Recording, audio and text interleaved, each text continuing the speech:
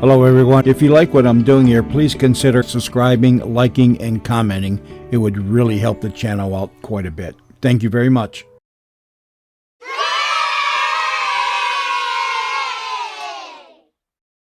Case dismissed. This can't be happening to Bill and Marge Gray, the people who slaved to build a future for their family. Now our children, strangers all around them. Parents, money, education, all gone too. What have I done? One man leaves no will at all. Another leaves a simple form will. Both lead along the road to trouble, expense, and courtroom litigation. What can be done to ensure a case dismissed? WMAQ, in cooperation with the Chicago Bar Association, presents Case Dismissed. This is the story of your legal rights, how vital to preserve and protect them, how easily they may be lost. Today's story takes us to the outer drive in the evening rush. Have a big day in the loop, Marge? Wonderful, dear. I'll tell you all about it when we get home. Tell me about it now. I thought you didn't like to talk when the drive's crowded like this. I could drive this stretch blindfolded. You'd better knock on wood. Well, I found everything I needed, and I even had time to buy something for each of the children. A train, electric stove, fire engine. What a lucky bunch of kids. Yeah. I can remember when I was that age. If my mother went downtown, she brought home a sack of peppermints, or maybe a little 10-cent racing car or something like that. And that was all. They're all we have, Bill. I know. I'm just as bad as you are. Only sometimes I think we overdo it these days, trying to give them everything. Well, just remember, dear, if we weren't here, there'd be no one to give them anything. Sure. I realize that, Marge. Just you and me and the kids. That's why today was a good day for me, too. How do you mean, dear? I made my will. Oh, Bill. No, will. Last will and testament and all that sort of thing. You're kidding. No, I'm not, Marge. I've let it go long enough. We got to talking at lunch today about what happens to our families if we die and all that. Well, what pleasant luncheon conversations you boys have. Well, you have to face it sooner or later, honey. Besides, making your will when you're fairly young is kind of like taking along a big umbrella on a picnic. Even if it doesn't keep the rain away, it'll protect your family. Keep them... Say, what's the matter, Mark? Oh, nothing's the matter. You look sort of, strange. Oh, well, you know, dear, making a will, it's not something you do every day. I'm just a little surprised. That's all, dear. I'd have told you about it, honey, except it just hit me today, and I said to myself, take care of it right now, Bill Gray, and you'll never have to worry about it again. Well, I'm glad you did, dear. Did the will cost very much? Very much. Oh, yeah. It was pretty steep, all right. Came to a total of 25 cents. Now I know you're teasing me. No, I'm not. That's all my will cost me, 2 bits. Now, Bill, what kind of a lawyer would make out your will for 25 cents? Who said a lawyer? Well, where else would you get a will? I got mine at a stationery store. Stationery store? Bill, maybe I should be driving, dear. No, I'm a strictly sober man, Mrs. Gray. Also an economical one. This noon, one of the boys happened to mention you can buy a simple standard will form at almost any stationery store. So I did. But is it legal, dear? Perfectly legal. Sure, it doesn't have a lot of extra fancy language. It probably wouldn't serve if you had a whole gang of people you want to leave your money and property to. But it was good enough for me. I gather you've left your worldly goods to just one person. To the girl that I married and nobody else. Thank you very much. And I hope I never have to inherit it. Likewise, I'm sure. Oh, seriously, Marge, why should I go to the extra expense of having a lawyer draw up a will when all I want to do is protect you and the kids? This simple standard will form leaves everything to you. Personal property, insurance, house, everything. So I see. So, with everything legally in your hands, naturally, I can assume Jeff and Jean and Gil will be adequately taken care of, too. I simply filled in the proper blanks, had 2 of our secretaries witness it, and then I took the will down to our box in the bank. Well, Bill, if you're convinced it's absolutely legal, I'm sure there's nothing to worry about. So let's forget the subject and talk about something pleasant, huh? Now, there's a woman for you. No appreciation of her brilliant and thrifty husband. Obviously, you deserve to be cut off without a cent. Come to think of it, the topic is pretty morbid. How about a little radio music? All right. I'll be glad to get home today. I will, too, dear. I hate leaving the children this long. At least it's good to know we have a dependable babysitter. Dependable? That's the understatement of the week. After the screening you gave her, Betty could join the FBI. If they hired women. do, don't they? Why, anybody knows they... Well... Bill, that car coming at us. Blowout. And I can't budge out of this lane. He's out of control. He's heading straight... Get down! Mark!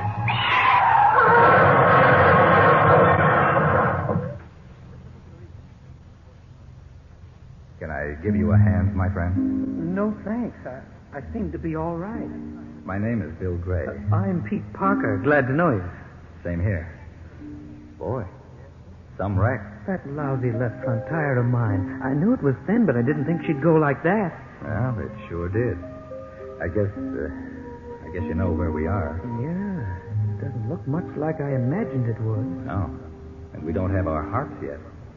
Still, it's quiet and peaceful, Pete. Sure lucky I was alone in that wreck. Yeah. How about you? Oh, my wife, Marge, was with me. She's trapped in there? No. I looked. She's all right. Oh. Marge isn't here at all. She got through safely. She escaped. Well, that's a lucky break for you, pal. Especially if you got kids back there. I have, Pete. 3 of the best. Marge will take good care of them. You pretty well fixed, huh? Oh, not loaded, Pete, but they won't have to worry. You know, this sounds fantastic, but I just made my will today. Oh, brother, you must have been psychic. Oh, I don't believe in that stuff. Nothing involved. I just left the whole thing to Marge. She'll take it from there. Well, myself, I didn't worry about any of that stuff. You didn't believe a will? Oh, why should I? No youngsters at all, just Alma. Who's going to get a guy's dough beside his wife? Why worry about papers and stuff? Suppose you're right. You pretty well fixed? No cash to speak of, no insurance. Practically everything tied up in real estate. One office building. But Alma can get by off the rentals, or sell it outright if she needs the cash. Are you sure she can do that? I mean, without a will saying she can? Well, I don't know why not. Do you? No. Only there always seems to be some crazy law bobbing up and queering things if you don't have everything written down in black and white. Oh, you're the worrying kind. I can see that, Bill. No, just cautious. Well, stop worrying me then. Tell you what. What? Why don't we go down there and have a look? You mean, and see how your wife is doing? Sure. I want to prove to you once and for all, you don't have to make a will if there's only your wife. Don't get me wrong, Pete. I hope you're right. You know what? After listening to you, so do I.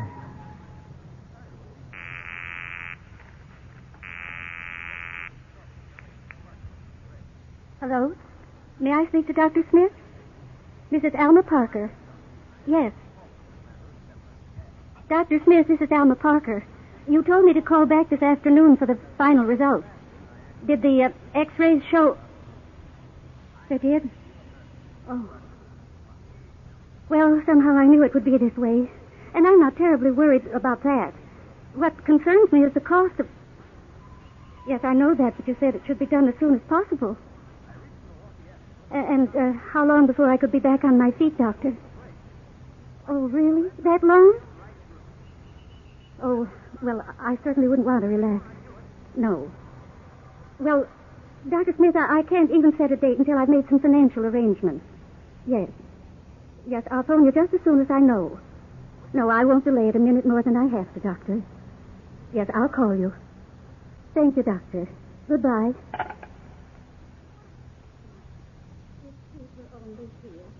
Will help me to decide what to do.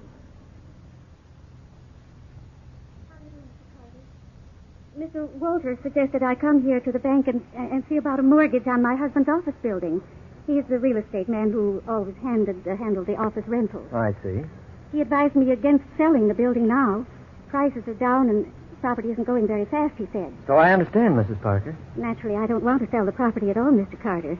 But I was afraid I'd have to. With all the costs of my operation, not to mention the expenses of a long recuperation, well, I'm really in urgent need of funds. Well, I'm sure you've done the wise thing in coming to your bank instead of disposing of the building at a sacrificed price. Not to mention losing your future rental income. Oh, yes. Now, about the mortgage, Mrs. Parker. I believe you told me the deed was all clear? Well, yes, I had it right here in my purse, Mr. Carter. It was in my husband's desk at home. Here it is. Good. Thank you. Is it all clear, Mr. Carter? I mean, it is clear, isn't it? The title? Yes, it appears to be clear, all right. For Mr. Parker. Why, what do you mean by that? This deed to the office building is made out solely in Mr. Parker's name. Why, certainly. There isn't anything wrong with that, is there? Well... There isn't any reason why a widow isn't entitled to all of her husband's possessions. Mr. Carter, is there? No, please, Mrs. Parker, please don't be upset. I'm sure there's nothing wrong here. Wrong? What do you mean, nothing wrong? What could be wrong? Mrs. Parker, didn't you have your husband's will probated in court? Will? Probated? Mr. Carter, my husband left no will.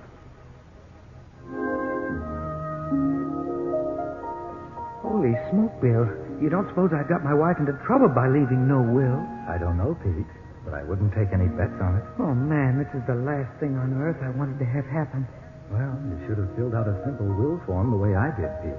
Then your wife would be well taken care of. But cheer up, boy. Maybe Alma isn't in trouble after all. Oh, I sure hope not.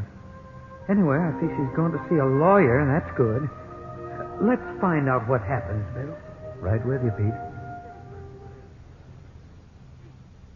So you see, Mr. Dewey, I don't really know where I stand.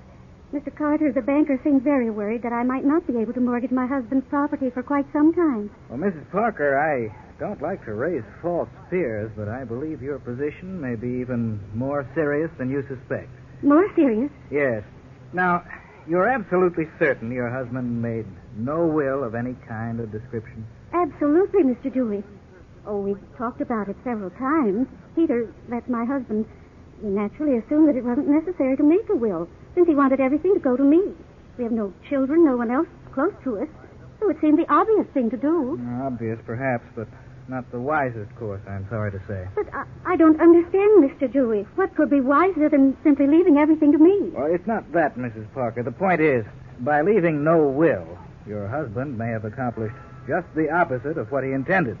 In short, he may have divided your inheritance with others. Divided? Oh, no, you must be wrong. Well, in your case, I wish I were wrong, Mrs. Parker. The Illinois law says otherwise. But divide? Who on earth must I divide with? Well, the law stipulates that if you make no will and leave a wife and no child, the wife would receive all your personal property. That means cash, savings, insurance, and so forth. But only 1/2 of your real estate, providing. Providing? Well, Mrs. Parker, is your husband survived by a parent, a brother, sister, nephew, or niece? Yes. He has a brother. Then, lacking a will to provide otherwise, your husband's office building belongs half to you and half to his brother. Oh, no, not Martin. Of all people, not his brother. Oh, no, not my brother. Not Martin. What's the matter, Pete? Your brother wouldn't make it rough for your widow. Oh, Bill, you don't know my brother. Martin owns half the money in the world, and he's devoting his life to getting the other half. Hey, that's a fine way to talk about your brother, Pete. Particularly when we're up here where you forget about all your earthly troubles. Look, Martin went his way and I went mine. He didn't want any part of the poor relation, see? Alma and I haven't seen or spoken to him for at least 10 years. Well, maybe he's changed, Pete. Sometimes greedy guys do, you know. I can't believe he deliberately take his half of your real estate. I wish I could believe that, Bill. Better yet, I wish I could go back and make out a bona fide will, leaving everything specifically to Alma. What a dope I was. I'm sure glad now that I made out that paper for my wife, Marge. Yeah, you were a bright boy, all right. Gee, I wonder if that lawyer can do anything for Alma at this late stage in the game. Good afternoon, sir. My name is Martin Parker. Well, how do you do, Mr. Parker? I'm Leland Dewey. Won't you sit down, please? Thank you. I represent your sister-in-law, Mrs. Peter Parker. So you said on the telephone. I haven't seen Mrs. Parker for many years. My wife and I were in Europe when my brother passed away. Dreadfully tragic. Yes, it certainly was.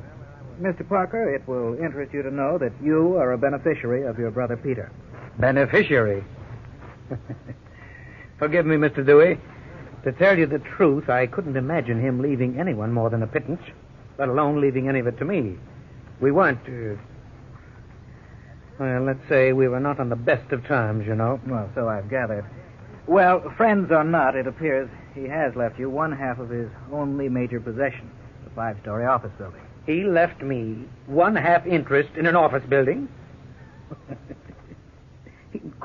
Incredible. Yes, I dare say, and to all appearances, unintentional. Unintentional? How so? Mr. Parker, your brother was not a careful businessman in some respects. I would say that is the understatement of the year, Mr. Dewey. Money knew no home with my brother. Well, what you say may be true, Mr. Parker. However, his thoughts were only of his wife when he failed to make a will. He believed that since he had no children or others near and dear to him, all he possessed would automatically go to his widow. His only mistake was in not seeking legal counsel, which would have told him that only a will can prevent his real estate from being divided equally between his widow and his nearest living blood relation. So that's how I became my brother's heir. Exactly. Mr. Dewey, do you have any idea as to the valuation of my brother's property? No, sir, not as yet, Mr. Parker. That's where you may be able to help us. Your brother's wife has told me you're quite wealthy, own a great many units of business property yourself, and are quite an expert on real property. Oh, really? She told you that? Well, yes, that's true. Substantially true.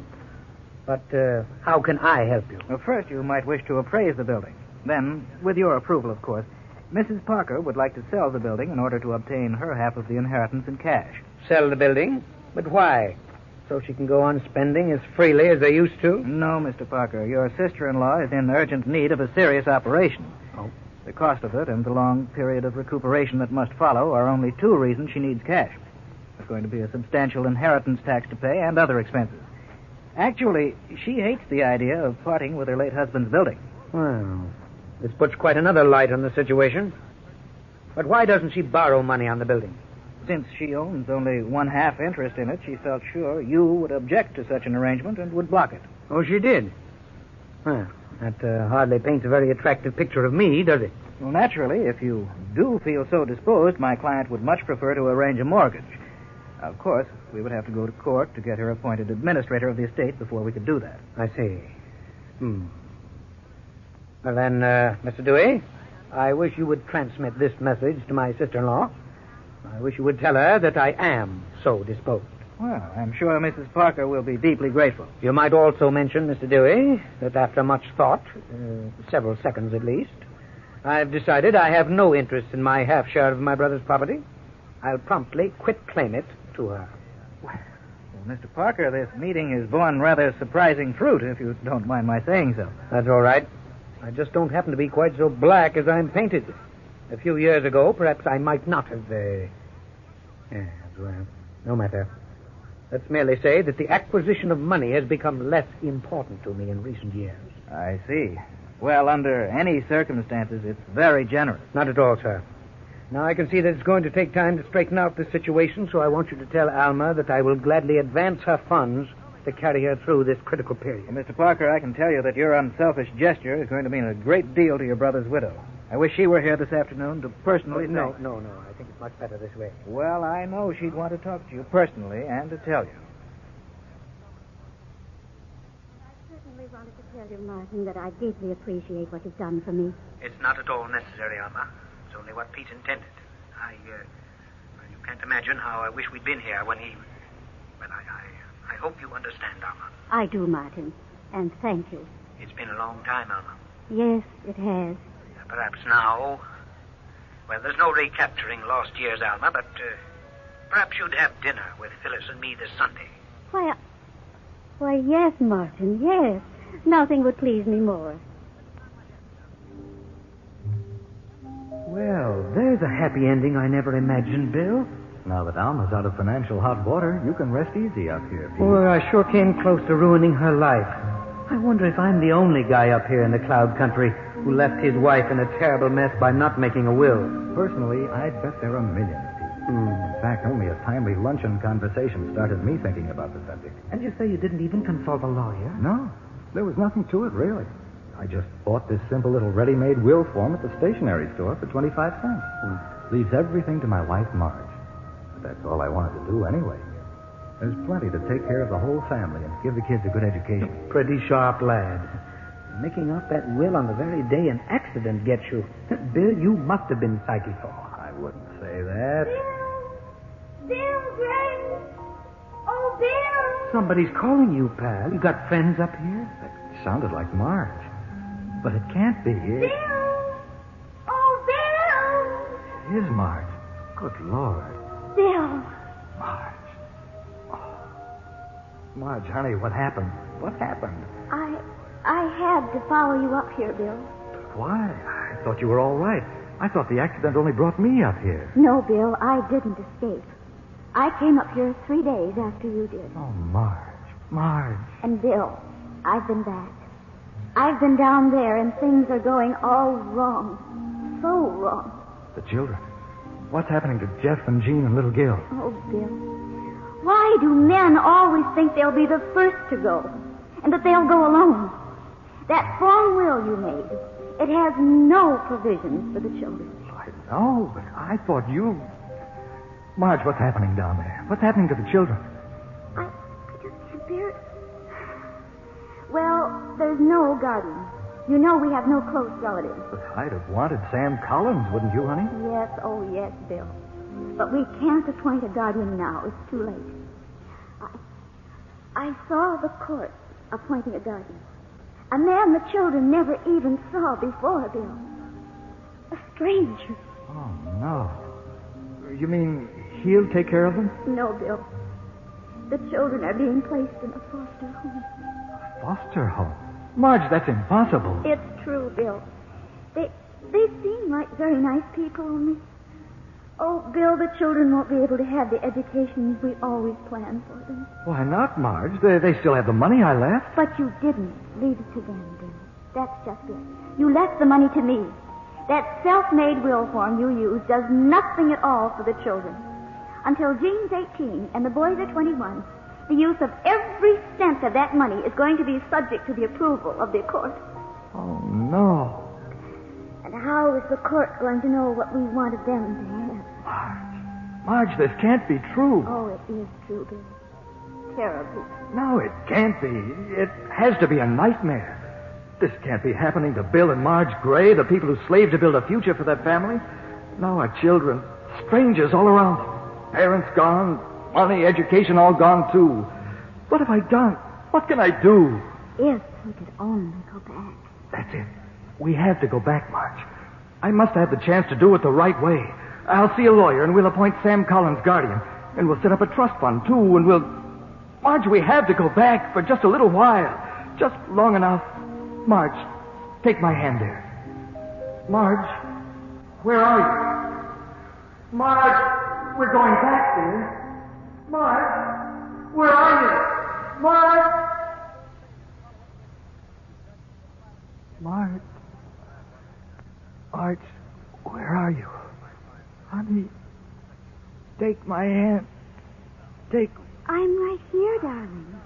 Right beside your bed. Bed? Marge, this is real. You're all right. Oh, Bill. Bill. And now you're going to be all right. But, hey, what is this? Will somebody tell me Darling, you've been unconscious for 3 whole days. Don't you even remember the accident? Sure. Honey, this is like coming back from a dream. Did Pete pull through, too? Pete? Sure, Pete Parker. The fellow in the other car. Oh, darling, you must have been dreaming. His name isn't Pete Parker. It's Ben Chalmers. He was in a coma, too, but he came out of it yesterday. He's going to be all right. Both of you were unconscious. You can say that again. Out of our minds is more like it. But, Bill, what do you mean by that? Well, if Pete pulled as stupid a stunt with his estate as he told me he did in his dream, well, believe me, the 2 of us idiots have a date today with a professional man. A professional man? Yes, honey. And I don't mean a doctor.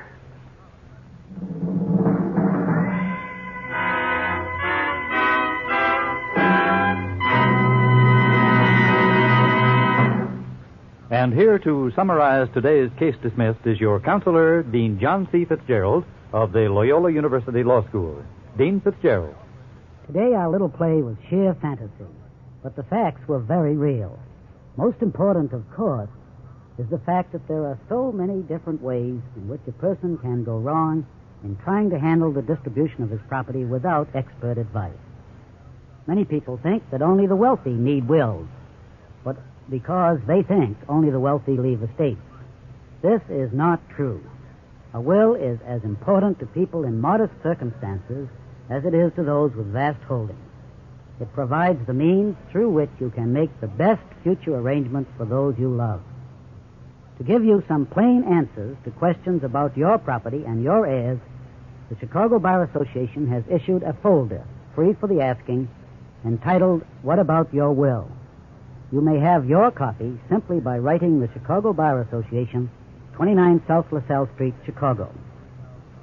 Before we leave tonight's story, I must remind you that the legal points in the adventure are based on Illinois law and may not apply in your state. May I also point out that the facts in your situation will probably differ from the facts presented in this story, and this difference in the facts may change the application of the law. So if you are in need of legal counsel and do not know a lawyer, get in touch with the Chicago Bar Association. The association maintains a lawyer reference plan which will refer you to an attorney. Next week, WMAQ and the Chicago Bar Association take up some legal problems involved in domestic relations on Case Dismissed. Until then, this is your counselor, Dean John C. Fitzgerald, wishing for each of you a good night, good luck, and good laws. Case dismissed.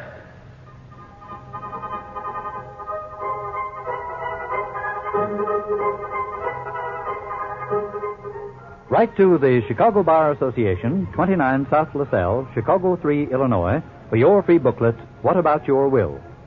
Case Dismissed is written by Robert Carmen and is based on information supplied by the Chicago Bar Association and its lawyer members. All characters were fictitious. Any resemblance to any person living or dead is purely coincidental. Members of the cast were Alma Platts, Rita Ascott, Arthur Peterson, Russ Reed, Paul Barnes, and Charles Flynn. Case Dismissed is produced by Betty Ross. Direction by Herbert Lateau. Musical effects were transcribed. Sound by Tom Evans. Engineering by Harold Whittaberry. And this is Lee Bennett speaking, inviting you to return next Saturday at the same time when we'll bring to light some of your legal rights involved in domestic relations on Case Dismissed.